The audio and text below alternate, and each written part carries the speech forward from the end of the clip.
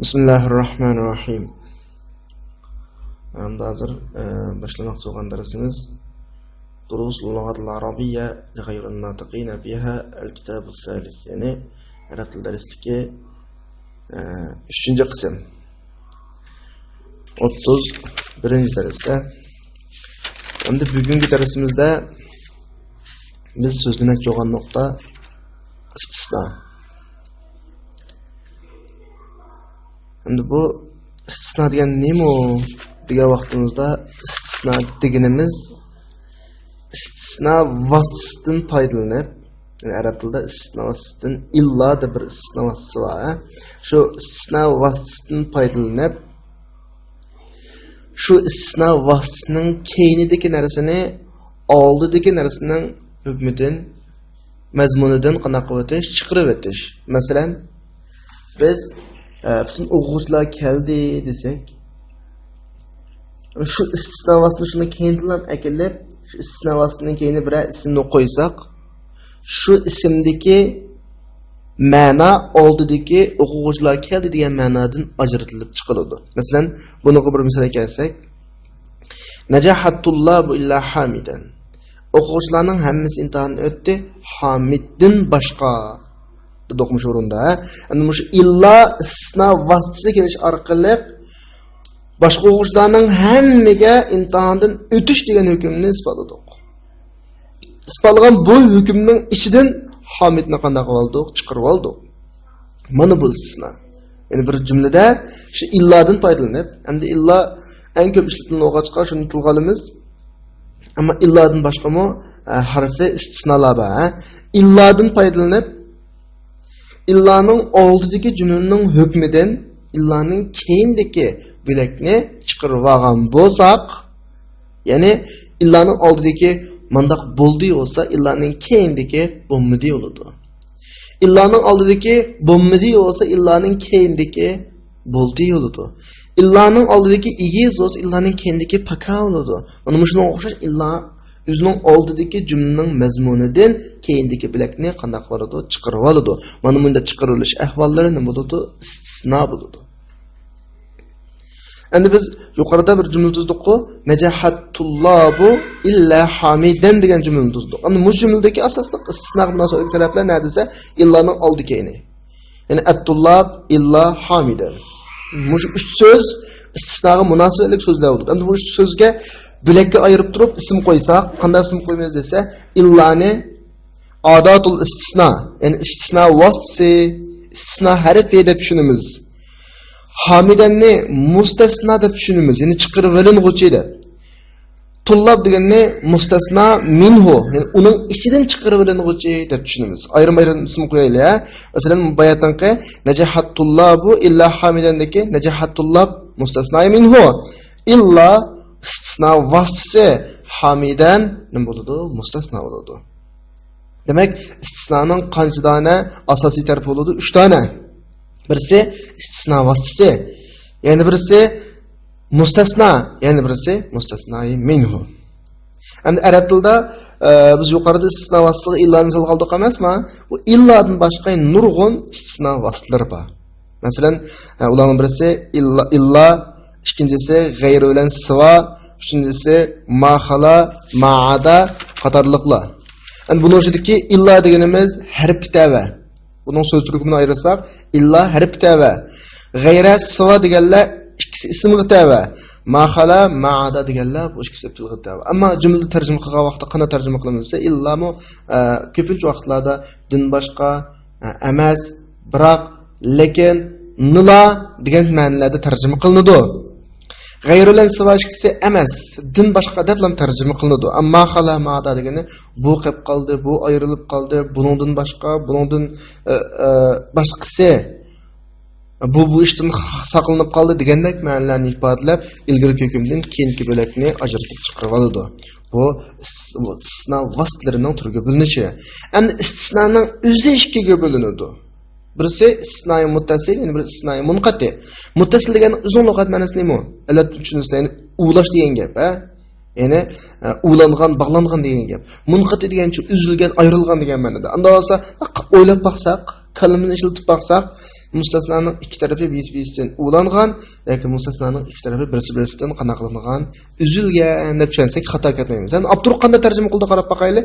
Muttasil deganimiz, istisnoy muttasil deganimiz mustasno şu illaning oldidagi narsaning bir qismi bo'lib qolgan bo'lsa bu muttasildir. Endi demakchi o'g'ini illadan keyin kelgan bilak illaning oldidagi jumlaning türüge tava olgan bo'lsa, ikkisi bir turdagi narsa olgan bo'lsa bu muttasil bo'ladi. Masalan, iboyatni olganqa najahatullohu illa hamidan degan misolimizni tahlil qilib baqsaq, illadan keyingi hamidan o'zi mustasno. Am illaning oldidagi tullabning bir türü. Çünkü hamidni o'quvchi ham adam bir turdagi narsa. Anda olgandan keyin ma'u istisno qanday istisno bo'ladi? Istisnoy muttasil bo'ladi. Munqati o'g'ini illadan keyingi mustasno, illaning oldidagi mustasnoy minhudan bir tur olmaydi. Yani ayrim ikkisi ikki narsa bo'ladi. Masalan, likulli da'in dawa'un illa al-maut. Har qanday kasalga dori bo'ladi. Nimadan boshqa? O'limdan boshqa desak, mushurundagi illadan keyingi o'lim kasalning bir turi emas. İkisi ayrım bir narsa. Mana bu istisnoy munqati bo'ladi. Buni tushungan bo'lsak, endi shuni o'ylab yuqoridagi istisno muttasil munqati ikkiga bo'lingandek, ya'ni istisno tam mufarrag deb ikkiga bo'linadi. Tam deganning o'zi ma'nosi nima? To'liq degan gap. Mufarrag degancha bo'sh bekaqringan degan gap. To'liq deganda nima chiqib turadi? Istisnoning asosiy taraflari qanchalikda 3. Mustasno minhu illa istisno andan keyin nima? Mustasno. 3 tarafı to'liq degan gap. Mufarragning 3 tarafning ma'lum birisi yo'q dedi. Unda Abdurrahmonga qarab boqaylik, tam bo'g'ini mustasnoy minhu tilga ilingan, mustasnoy minhu bo'g'ini tam bo'ladi. Masalan, hafizul Qur'on illa suratul Baqara desa, mushurunda suratul Baqara mustasno, illa harf istisno, al-Qur'on mustasnoy minhu. Mufarrag deganimiz buningda mustasnoy minhu tilga ilinmagani, mustasnoy minhu yo'qlab qolgan bo'lsa, u mufarrag bo'ladi. Ma jaa illa hamidun o'xshash, ya'ni hamid mustasno illa harf istisno, ammo uning oldida mustasno minhu yo'q. Buni tushungan bo'lsak, shuningga o'xshash istisno ham mujab, g'ayri mujab deb ikkiga bo'linadi. Mujab deganimiz biz o'zimizning tili bo'yicha tushungan vaqtimizda musbat kalam degan gap. Ya'ni bo'lishlik kalam degan gap. G'ayri mujab deganimiz musbat bo'lmagan bo'lishlik bo'lmagan bo'lishsiz kalam degan gap. Buni qanday tushuntirib desa, mujab deganimiz nafi, nahi istifhamlardan xoli bo'lgan jumla mujab bo'ladi. G'ayri mujab desa, nafi, nahi istifhamlarni o'z ichiga olgan jumla nima bo'ladi? G'ayri mujab bo'ladi. Ham yuqoridagilarning hammasi istisno va istisnoga munosabatlik atalg'ular. Endi muhimga keldik-a. Uni tushundik-ku burun atalg'ularni. Masalan, istisno degan nima? Uning asosiy ruknisi qaysi? Harf istisnolar qaysi? Istisno nechiga bo'lingan turlarni ham tushundik-ku. Endi mustasno jumlada qanday o'qiladi? Zavar o'qilamdi, pash o'qilamdi, zir o'qilamdi desa, mustasnoning i'robi tuandagidek cho'ng 3 turga bo'linadi. Tuandagidek cho'ng 3 turga. Birinchisi mustasnoy muttasildagi mustasnoning hukmi. Ya'ni istisnoy muttasillik. Biz bayat istisnoy muttasil ikkiga bo'lganchidan bu sherdagi muttasil bo'lsa nazaringlar. Istisnoy muttasildagi mustasnoning hukmi birinchisi zo'r o'qish vojib. İkincisi qaranglar. İkincisi zo'r o'qisaqmi bo'ladi, oldidagi mustasnoy minhuga agish o'qilsa bo'ladi. Agish o'qilsa degani mustasnoy minhu pash o'qilsa pash, zir o'qilsa zir, zo'r o'qilsa zo'r. Üçüncüsü onun i'robi omilning taqozosi bo'yicha bo'ladi degani jumladagi omil uni pash o'qishni taqozo qilsa pash, zo'r o'qilishni taqozo qilsa zo'r, zir o'qilishni taqozo qilsa. Ana bu omilning taqozosi bo'yicha degani agar illani shunda avazsak normal cümlege aylansa, normal cümle vaqtida cümlede bu fa'il olib qolsa pash qildi, maf'ul olib qolsa zar qildi, majrur olib qolsa zar qildi-ku. Shu taqozo bo'yicha o'qiladi. Demak 3 xil o'qildi ekan. Asosiy jihatdan birisi keskin zar o'qiladi ekan. Ikkinchisi zavar o'qilsa bo'ladi ekan, agish o'qilsa bo'ladi ekan. Uchinchisi omilning taqozosi bo'yicha o'qildi ekan. Unda bo'lsa qanday vaqtda zar o'qish vojib desa, birinchisi zar o'qish vojib bo'ldi o'rinning. Birinchisi istisno tam mujab bo'lsa. Tam deganimiz mustasno minhu bab bo'lgan istisno bo'lsa, mujab deganimiz musbat, ya'ni buningda nafi, nahi istifham bo'lmagan istisno bo'lsa, keskin zor o'qilish vojib bo'ladi. Masalan, hadratulloh illa hamidan esa qarab baqsaq bu mustasno mujab. Andikin tam, chunki bunda mustasno nima? Mustasno minhu ba. Bu. Ben ikincisi zo'riqish ham agishib kelish durust degan. Zo'riqish deganimiz butunlay zo'riqsak bo'ldi, oldi keniga qaramasdan. Yoki agishib o'qilsa-mu bo'ladi degani mustasno minhu pash o'qilsa pash, zir o'qilsa zir bo'ldi. U qanday vaqt shunday qiladi desa, mustasno tam g'ayri mujab bo'lsa. Tam degani to'liq mustasno minhu ba. Ama g'ayri mujab degani bunda nafi, nahi, istifhom qatorliq bo'laklar bo'lib qolgan bo'lsa, turli bo'lib qolgan bo'lsa, bu g'ayri mujab bo'ladi. Masalan, ma hadarat tullab illa hamidan. Al-mishada qarab baqida ko'rsak oldin ma ekan, undog'andagi g'ayri mujab. At-tullab mustasna minhu ham ekan, bu tam g'ayri mujab bo'lsa, qanday qilibdi? Mustasna zivara qilsin bo'libdi. Shunga illa hamidan ham zo'r qildik. Yoki agish bo'lsin bo'ldiki, at-tullab nima qilibdi? Pash qilibdi, shuni agishib hamidun deb illa hamidun deb o'qilsa-mu bo'ladi. Uchinchisi mustasnaning i'robi omilning taqozosi bo'yicha o'qiladi degani illa yo'q holatdagi jumlada u fa'il bo'lib pash qilsa, hozirgi biz i'rob bermoqchi bo'lgan hozirgi istisnoda pash qiladi. Agar shu vaqtdagi omil uni zo'r qilishni taqozo qilsa, hozirgi jumlada uni zo'r qiladi. Masalan, buni jumla orqali tushunaylik. Ma jaa illa hamidun. Mushurunda bu qanday jumlada mushtaq qiladi desa, istisno muparraq, tam emas. Muparraq degani mustasno minhu yo'q jumla, moq istisno. Mustasno minhu yo'q bo'lgan muparraq istisno bo'lib qolsa, g'ayri mujab bo'lib qolsa, hozirgi masalan buning misoli ma jaa illa hamidun. Qarab baqida ko'rsak, illani oldida mustasno minhu yo'q. Undan keyin ma nima nabi o'g'achqa bu mujab bo'ldi. Demak, muparraq ham g'ayri mujab bo'ldi. Shundaymi? Mustasnoi muparraq ham g'ayri mujab.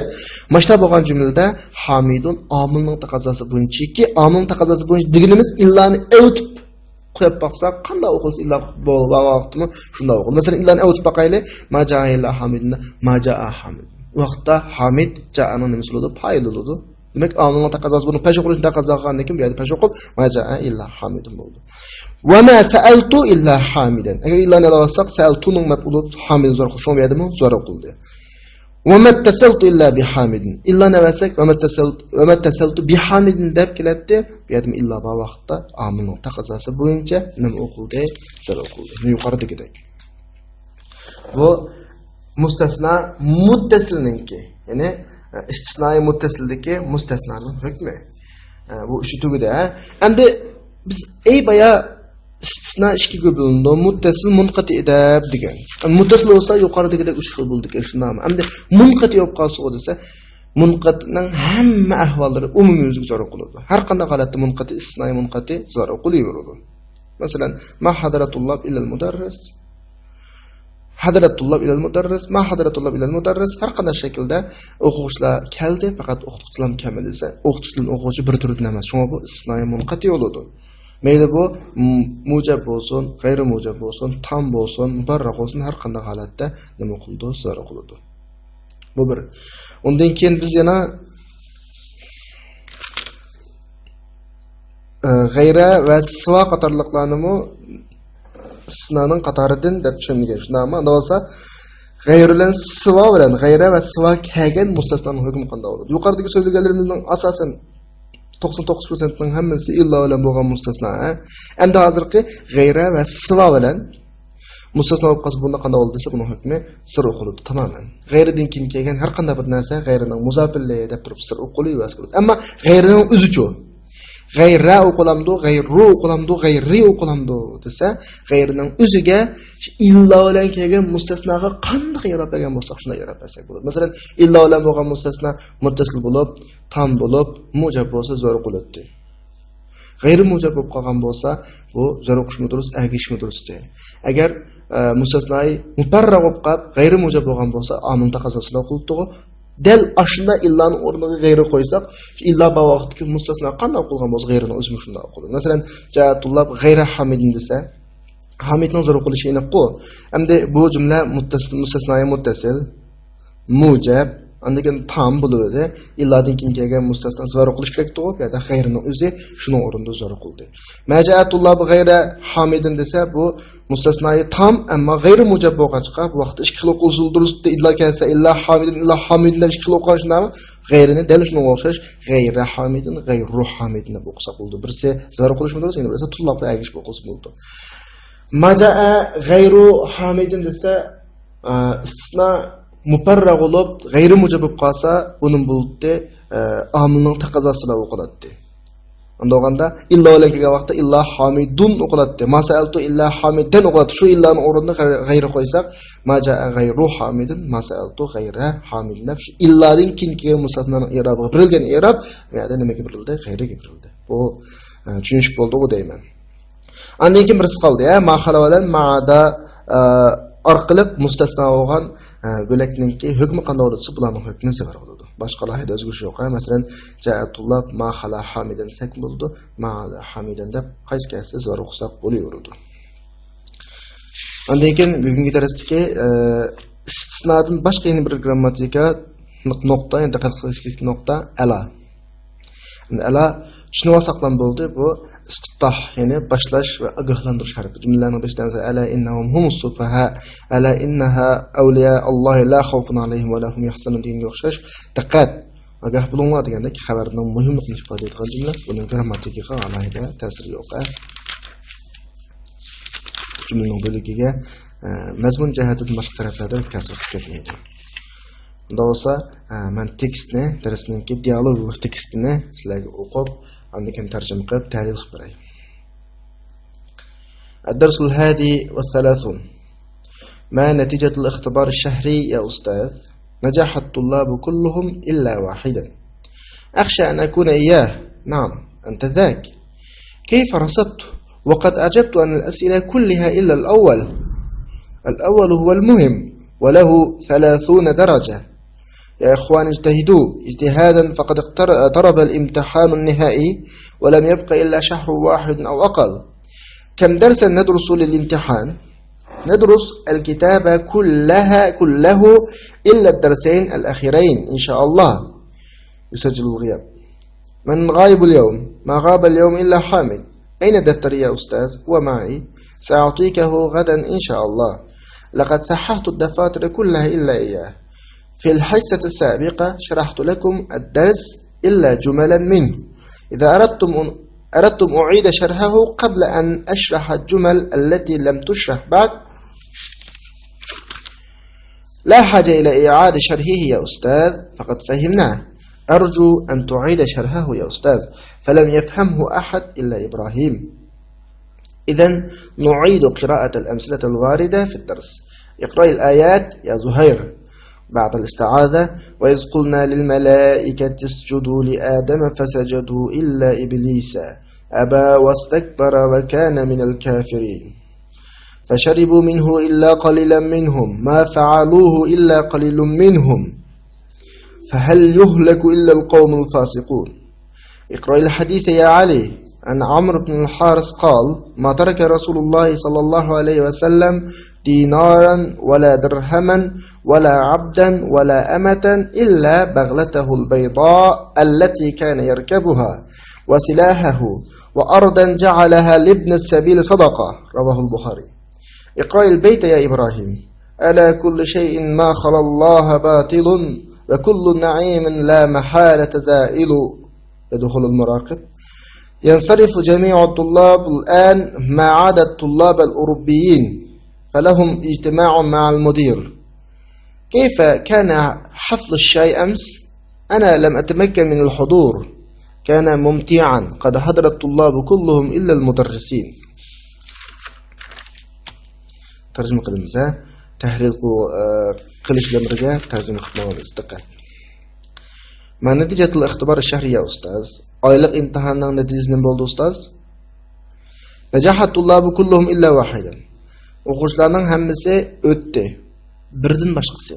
O'quvchilarning hammasi, ya'ni birdan boshqa hammasi o'tdi. Mushurundiki illa wahidan mustasno.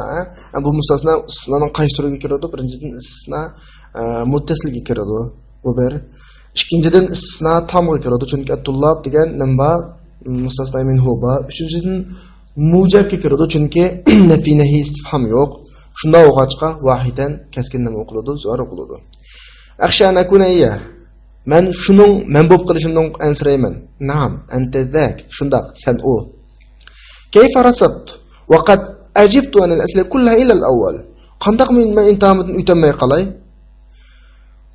بردن باشقا بارلق سؤالlardan javob bergan tursam, Ya'ni birdan boshqa illal avval bu nima mustasno. Bu yuqoridagi o'xshashlar birinchidan mustasno istisno nima muttasil, ikkinchidan tam, uchinchidan mujab shunday o'qishga sabab qiladi. Al-awwal huwa al-muhim wa lahu 30 daraja. Shu birinchisi u muhim shu. Uningga 30 numar beriladi. Ya ikhwan ijtahidu ijtihadan faqad iqtaraba al-imtihan an-nihai. Qarindoshlar, sizlar obdan tirishinglar, chunki oxirgi imtihon yiqilishib qoldi, yillik imtihon yiqilishib qoldi. Va lam yabqa illa shahrun wahid aw aqal. Faqat bir oy yakun azroq qolib qoldi. Ya'ni lam yabqa qomide illa degani qolib qolgani faqat deb, ya'ni illani faqat deb tarjima qilamiz. Al-mushurunda qarab boqdik bo'lsak, birisi bu istisno muttasil bu bir. Ikkinchisi g'ayri mujab, chunki lam bo'lg'achqa. Uchinchisi mufarrag, chunki o'tirda mustasno minhu yo'q. Mushta vaqtda qanday shaklda yarab beriladi mustasno? Omilning taqazzosi bo'yicha yarab beriladi. Lam yabqaning fa'ili shaklda shahrun tashqildi. Kam darsan nadrusul imtihan. Imtihonga qancha dars o'qiymiz? Nadrusul kitaba kullahu illa darsayn al-akhirayn inshaalloh. Biz oxirgi 2 darsdan boshqa kitobning hammani Alloh xolis o'qiymiz. Bu yerda boshqa deb tarjima qilindi, istisno, mustasno. Bu mustasnoi muttasil bu bir, ikkinchisi mustasnoi mujab, chunki unda nafiy istifhom yo'q. Uchinchisi mustasnoi tam, chunki bunda nimba mustasnoi minhu ba. Shunglashqa illa darsayn al-akhirayn deki oxirdagi darsayn al-akhirayn zor o'qilyotdi.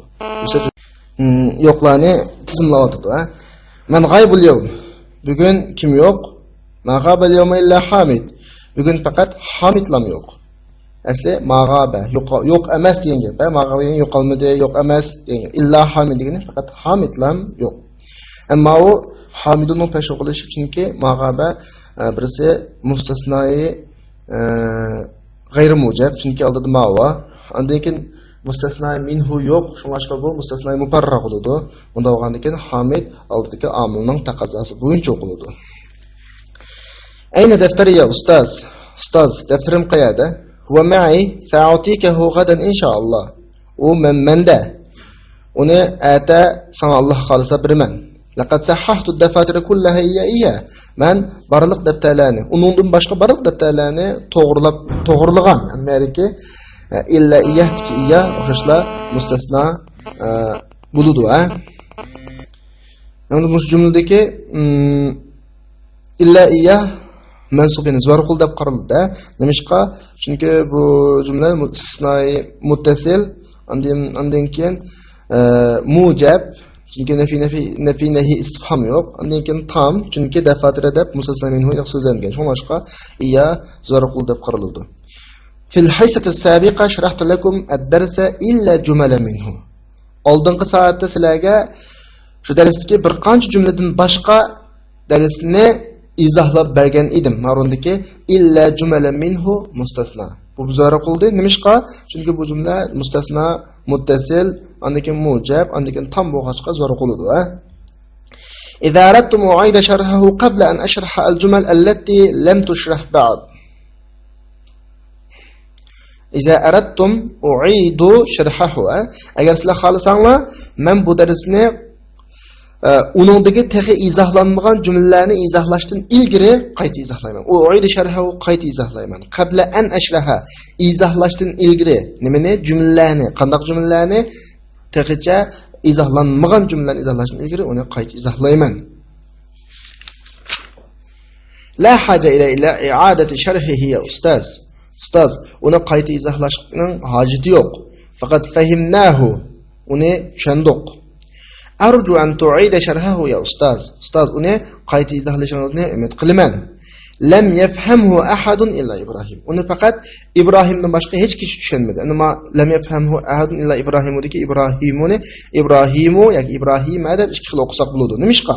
Chunki bu istisnoi munqati, nima muttasil bu bir. Ikkinchisi mustasna minhu ba'g'achqa bu tam bo'ladi. Faqat lam bilan boshlang'achqa bu g'ayri mujab bo'ldi. Odatda tam g'ayri mujab bo'lib qolsa, mustasnoni zo'r o'qisak bo'ladi, oldidagi agish bu qilsin bo'ladi. Izan nu'idu qira'at al-amsilati al-warida fi ad-dars. Undaqda darsda kelgan misollarni qayta o'qib o'tamiz. Iqroil ayat ya Zuhair. Zuhair oyatni o'qi. Ba'da al-isti'aza a'udhu billahi o'qib bo'lgandan keyin وَإِذْ قُلْنَا لِلْمَلَائِكَةِ اسْجُدُوا لِآدَمَ فَسَجَدُوا إِلَّا إِبْلِيسَ أَبَى وَاسْتَكْبَرَ وَكَانَ مِنَ الْكَافِرِينَ. Biz o'z vaqtda malaiklarga Odamga sajda qilinglar dedik, ularning hammasi sajda qildi, faqat iblisdan boshqa. Iblis unimidi mutakabbirlik qildi, shuning bilan kofirlarning qatoridan bo'ldi. Endi mush o'rindagi illa iblisa dek iblisa mustasno. Bu jumla mustasno istisno munqati yoki muttasil deb qaralgan vaqtida mujab, chunki nafi nahi istifhom yo'q. Undan keyin tam, yana mustasno minhu iniq ba sajadul bikuwa hum damir iniq ba. Bunda holatda iblis kaskin zavara qildi. Fasharibu minhu illa qalilan minhum. O'standan Talutning qo'shinlarining ko'p sonliq ishdi, hammasi ishdi, faqat ularning oz bir qismidan boshqa, ya'ni qalilan illardan kelgan mustasno bo'ladi. Buning zor qilishi yana o'xshash. Bu mustasnoy muttasil, istisnoy muttasil. Undan keyin tam, undan keyin mujab bo'lg'achqa zor qiladi. Ma fa'aluhu illa qalilun minhum. Yuqoridagi oyatlarga o'xshash, ammo maqolida pasha qilishi, chunki bu mustasnoy istisnoy muttasil. Ondan keyin g'ayr mujab amma tam g'ayr mujab bo'lib qolsa zo'r qo'shin bo'ladi. Oldidagi agishib fa'aluhu deki u fa'il o'g'achqa qalilun deb shunga agashga asosda pasha qilsa bo'ladi. Fa hal yuhlaku illa al-qawmul fasiqun. Faqat fasiq ne halaq qilindigini faqat fasiq qillar halaq qildi. Ya'ni hal la manasda la yuhlaku ila al-qawmul fasiqun. Ya'ni bu istifhom bo'lg'achqa bu jumla qanday jumla bo'ldi? G'ayri mujab jumla bo'ldi. Undan keyin mustasno minhu so'zlanmadi, anaqangi muparra g'ayri mujab bo'lib qolsa qanday o'qiladi? Omilning taqozosi o'qiladi. Omil taqozosi deganimiz illan avassak jumlada qanday o'qilsa shunda o'qilgan holda omilning taqozosi bo'yicha o'qilgan bo'ldi. Illan avassak qavm yuhlakuning fa'il bo'lib qoladi. Demak, omilning taqozosi bo'yicha o'qish to'g'ri gap qolsa qavm nima qilish kerak ekan? Pasha qilish kerak ekan, ha? اقرأ الحديث يا علي حديث نوقو أن عمرو بن الحارث قال ما ترك رسول الله صلى الله عليه وسلم دينارا ولا درهما ولا عبدا ولا أمة إلا بغلته البيضاء التي كان يركبها وسلاحه وأرضا جعلها لابن السبيل صدقة. Amr ibn al-Haris radhiyallohu anhu dan ayet qilib deydi, Payg'ambar alayhisolatu vasallam hech qanday dinar va yoki tanga va yoki qo'l va yoki dakni qilib qo'ymadi, faqat qilib qo'ygani o'zining minadigan oq xechiri va quroli va musofirlarga sadaqat qilgan ziminlam qilib qo'y. Ammo shunda baghlatahu mustasna, birinchi mustasna, salahahu ikkinchi mustasna, ardan uchinchi mustasna. Bu ularning at bilan ifodalanishi bizga nisbatan noma'lum emas. Faqat nima uchun zor qiladi desa, birinchidan bu jumla ma'volan boshlangancha g'ayri mujab. Undan keyin dinaran, dirhaman, abdan, amatan bo'lgancha bu nima? Tam g'ayri mujab bo'lib qolsa, zor o'qilsin bo'ldi, oldiga agish o'qilsin bo'ldi. Mayli qanday shaklda o'qilsin, agish o'qilsin ular ham zor, ham agashmasdan o'z oldiga zor o'qilsin ham zor. Shunga bag'latda zor o'qiladi, ha. Iqroil bayta ya Ibrohim baytni o'qi. Ala kulli shay'in ma khalallohu batilun va kullu na'imin la mahalata za'ilu. Diqqat. Ala biz bayatni tushundirgandek ogohlantirish harfi, ha. Allohdan boshqa har narsa batildir. Har qanday ne'mat shaksiz yo'q edi. Shunda ma halalloh deb ma haladin keyin kelgan Alloh degan lafzul jalala mustasno bo'lib nima qildi? Zor qildi. Muraqib kiryotdi. Hozir Yevropalik o'quvchilardan boshqa hamma o'quvchilar qaytdi. Chunki ularga mudir bilan yig'in bor edi. Shunda ma adadin keyin kelgan at-tullabul urbiyin nima qiladi? Zor qiladi. Kayfa kana habdu shayam? Tushunganki choy yig'ilish murosimi qanday qildi?